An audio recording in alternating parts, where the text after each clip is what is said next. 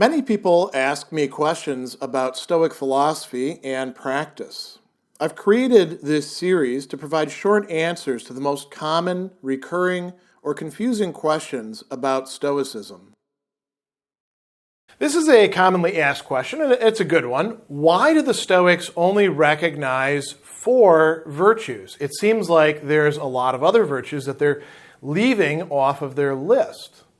So what are the 4 virtues that the Stoics do, in fact, recognize? They're often called the Cardinal Virtues, and these are wisdom, justice, courage, and temperance. So why didn't the Stoics talk about all sorts of other virtues, like great-souledness, or control of anger, or generosity, or honesty? So there's a good answer to this. There's a very simple and straightforward answer to this, which is that the Stoics did in fact talk about a whole bunch of other virtues, and they grouped them under these 4 primary virtues. Now, when you hear that answer, you might say, wait a second, Dr. Sadler. I've looked at a lot of Stoic blog posts and podcasts and websites and books, and I've only seen them talk about 4 virtues. And I know that other virtue ethicists talk about a whole range of other virtues. So why is this confusion arising? Well, that's a good secondary question. The answer to that has to do with a little bit of history. We only possess a small selection of what it is that classic Stoic authors wrote.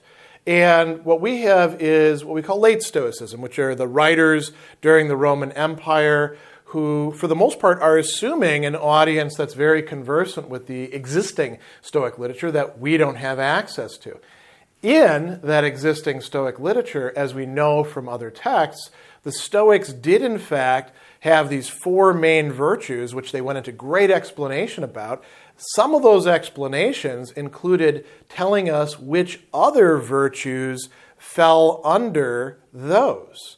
So because contemporary Stoic literature, for the most part, is drawing on sources like Epictetus, Marcus Aurelius, Seneca, we're not actually getting a detailed discussion of all these other virtues, although they mention them quite frequently. Now, if you want to know more about how the Stoics understood the entire range of the virtues, where would you go? There's 3 classic source texts that would be very useful for you, and these are often considered, you might say, advanced study in Stoicism, so a lot of beginners don't encounter these. One of them is Diogenes Laertes' Lives of the Philosophers, which has an entire book on the Stoic school where he gives a summary of the Stoic doctrines. And he talks about the primary virtues and then some of the secondary virtues.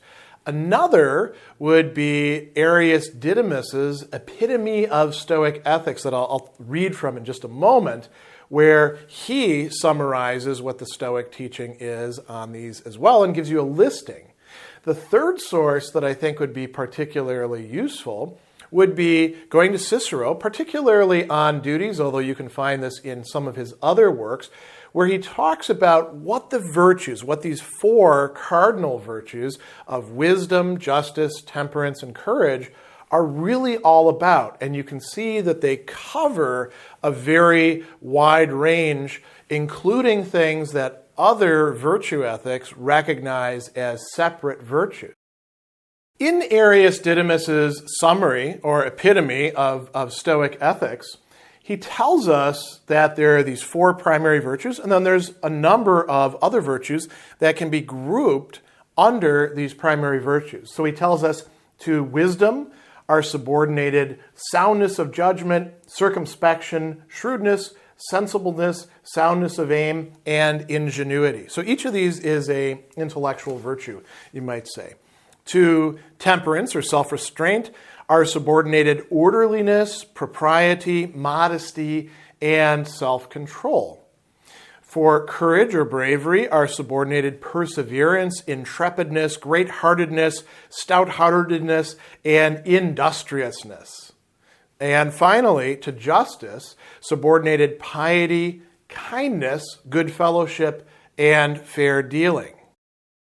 Does that list cover every possible disposition that might be called a virtue in some other moral theory? No, but if we dig around in the Stoic text, we will find a lot of other things that we consider to be virtues that might be missing on the Stoic list to actually be there, talked about by, say, Epictetus or Marcus Aurelius or Seneca, as part of virtue. If we read through Cicero's works, this is also particularly helpful because you see him assimilating many other things to Stoic virtue.